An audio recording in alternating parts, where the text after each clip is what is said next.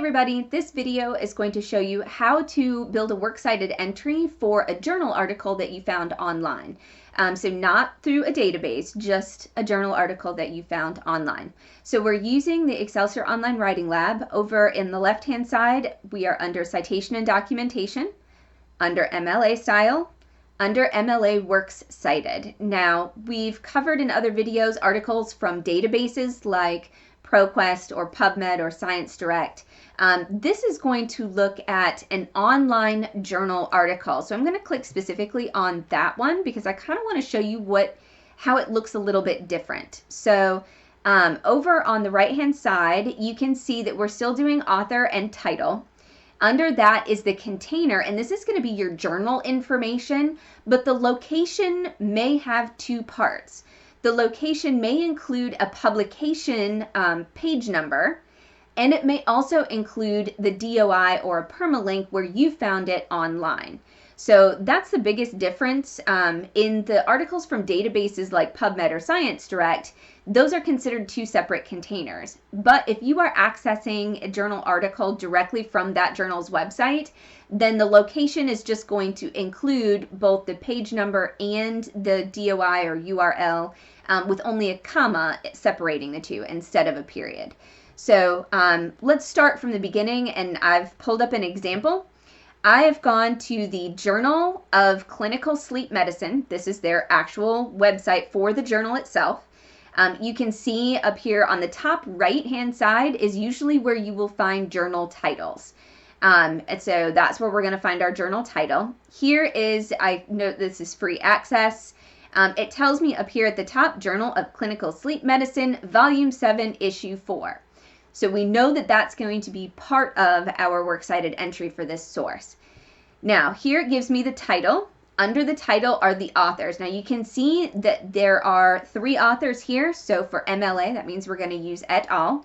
If it's one author, that person is named. If it's 2 authors, that both people are named. But if it's 3 or more, we use et al. Now, what is also included here with the authors' names are their credentials. MD is a medical doctor. However, when we are building our works cited entries, those acronyms for their degrees do not go into the works cited entry. We only want their names. Under that, it tells us it was published online August 15th, 2011, and it gives us a DOI. So that's the information that we're going to use to build the reference entry, the works cited entry for this particular source. One thing you want to make sure is that you don't just see the abstracts. You want to make sure that you can read the full article. Because remember, you cannot cite from an abstract. You must have access to the full article. Now, this one does have the full article, so we're going to use this one as an example.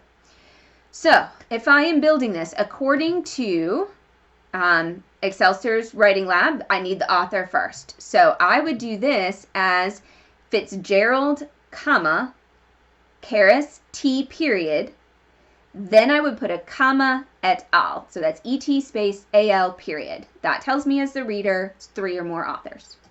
Next thing, I would put the title of the article. It is capitalized correctly. If it didn't have all capital letters, then you would need to go ahead and put those in there. Make sure that you give all of your titles for MLA title casing.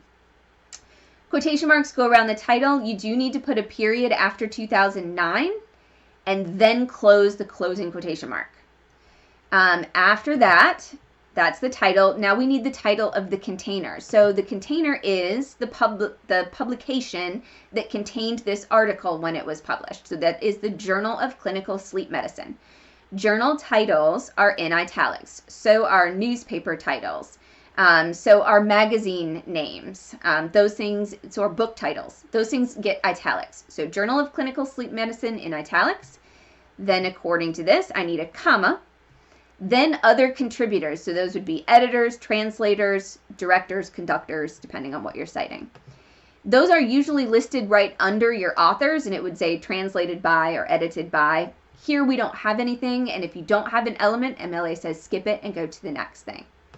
So the next thing would be the version and number. So that's your volume and issue number. And that is given to us right up here. It says volume 7, issue 4. We write that as VOL period, 7, comma, NO period. That's what we use instead of issue. We use NO period means number.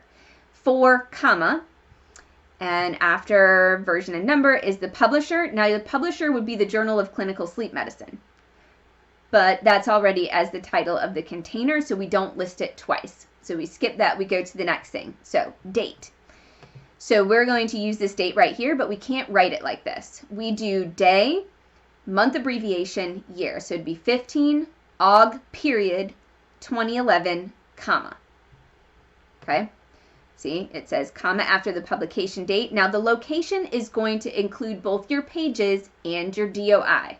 Pages to note that it was originally printed, and the DOI to note that this particular journal has also provided it free online. So you would use, let's see, pages. This one might not give us pages. PDF. One way to check if a source has page numbers, if you can't see it right away, is to look at a PDF. PDFs are usually scans of the original publication. So if I look at this, I can see up here, it'll tell me it starts on page 351. But if I scroll down, see, let me make it bigger. There we go. Page 351 is the starting page number. So I would have to say, okay, PP period 351, and then I'd have to find the last page. So I scroll down and it would be page 356. So I would need to put those in there, and then I would put a comma and then the DOI. If it doesn't give me a DOI, I could use this link up here at the top, but since this gives me a DOI, I just copy and paste this into my Works Cited entry. So this is what it would look like if you built this. Now, again, you would have the first person for the author, and then et al., title in quotation marks with the period inside, journal in italics with titles, or with capitalization, volume number, issue number, date, pages, and then the DOI. Now, if your instructor wants you to leave the hyperlink, then leave it. If they didn't say specifically to do that, MLA says, hey, we don't want stuff that looks weird in our Works Cited page. So we don't want the blue and we don't want underlining. Easiest way to do that is right-click on it and hit remove hyperlink. Some of them might say undo hyperlink, and that's okay too. And now it has fixed the font so that it looks normal. So I hope you can use this as a model for when you are building your Works Cited entries for any sources that you find through journals online. Good luck on your project and have a great day.